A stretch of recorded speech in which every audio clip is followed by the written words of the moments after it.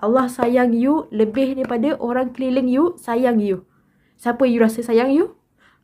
Mak, ayah, adik-beradik, suami, isteri. Allah sayang you lebih daripada orang keliling sayang you. Betul. Tu apa yang jadi dengan Fiza. So Fiza nak share benda ni. So kita jangan buat benda-benda yang bukan-bukan sebab kita tak tahu. Bertahan sikit je lagi. Bertahan sikit je lagi. Bersangka baik. Tak bertahan sikit lagi. Nak menangis. Pergi kita channel kita punya, kita transmute channel kita punya perasaan tu kat tempat yang betul. Nak menangis kat tempat yang betul. Kat atas sejadah. Minta dengan Allah. Blessing, miracle, keajaiban, hadiah-hadiah Allah tu sangat-sangat besar. Besar sangat.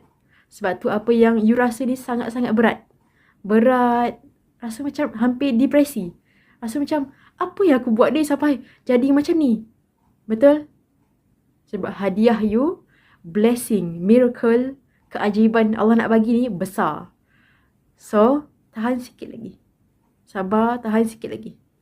Yakin dengan Allah. Allah tu ada. Cuma kita kena paksa diri, didik diri, paksa diri dekat diri dengan Allah. Solat 2 rakaat.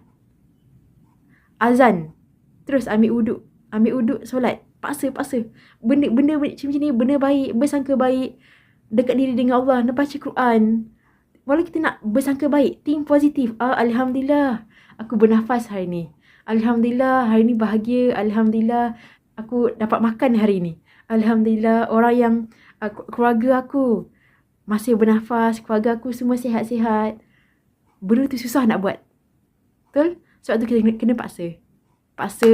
Tak apa, orang tak support kita. Orang tak menghargai, tak support, tak apa. Tapi kita jangan buat benda tu dekat diri sendiri.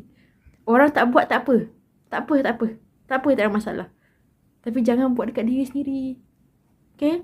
Sebab you berhak berharga. You berhak bahagia. You berhak dapat apa yang you nak. You nak bahagia. You nak rasa disayangi. Nak difahami. Buat dekat diri sendiri dulu. Sebab tu apa yang Fiza lalui. Fiza bagi tahu apa yang Fiza lalui. Sebelum ni Fiza pun sama. Fiza tunggu perhatian, minta perhatian, tunggu kasih sayang, tunggu penghargaan, tunggu pujian daripada orang. Tapi Fiza makin lama makin sakitkan diri sendiri. So Fiza lama-lama tu fikir balik, kenapa orang sakitkan aku? Benda tu aku tak boleh kawal. Tapi aku sendiri, diri aku sendiri sakitkan diri aku. Aku tunggu benda yang tak pasti. Kenapa? Kelakuan